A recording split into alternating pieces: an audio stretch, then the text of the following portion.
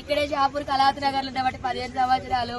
అది ఇక్కడ అందరు అందరితో మంచిగానే ఉంటది. దాని బిడ్డకు ఇన్స్టాగ్రామ్ లో శివ అనేటోడు పరిచయం అయిందంట. అది ఒక 5 days కింద లేచిపోయింది. 5 days కింద లేచిపోతే పోలీస్ స్టేషన్ లో కంప్లైంట్ ఇచ్చిందంట. పోలీస్ స్టేషన్ లో కంప్లైంట్ ఇస్తే సార్ వాళ్ళు వెళ్ళి అబ్బాయిని తీసుకొచ్చి అమ్మాయిని తీసుకొచ్చిల్లంట.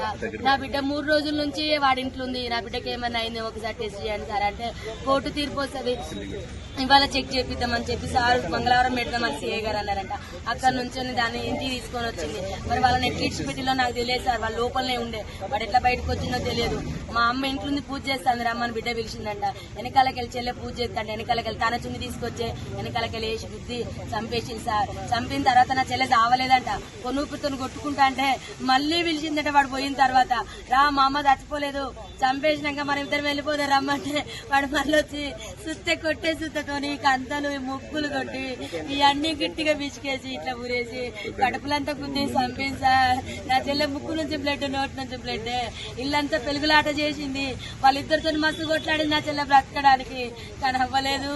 నా చెల్లె పెద్ద బిడ్డ చేసింది సార్. దాని వల్ల లవర్ చేసింది సార్ శివానటోడు. అమ్మా నా చిన్న బిడ్డను బయటికి పంపించిల్లు. నా చిన్న బిడ్డ ఉంటే చంపబోవు. అది 8 నెలల నుంచి ప్లాన్ చేసిన సిఐ గారికి కంప్లైంట్ ఇచ్చింది. ఇప్పుడు తీసుకొచ్చిల్లు సార్. ఇప్పుడు పొద్దున తీసుకొచ్చి వాళ్ళని ఫస్ట్ వేసి పోయినప్పుడు 2 సార్లు తీసుకొచ్చి లోపల వేసిల్లంట. మరి వాళ్ళు ఎందుకు పిచ్చిల్లో ఏ రకంగా బయటకు వచ్చినో తెలియదు సార్. వాడు బయటకు వచ్చి వెంటనే మా చెల్లెని చంపేసిండు. ఇంత దారుణమా, ఇంత మోసమా, ఇది అన్యాయం.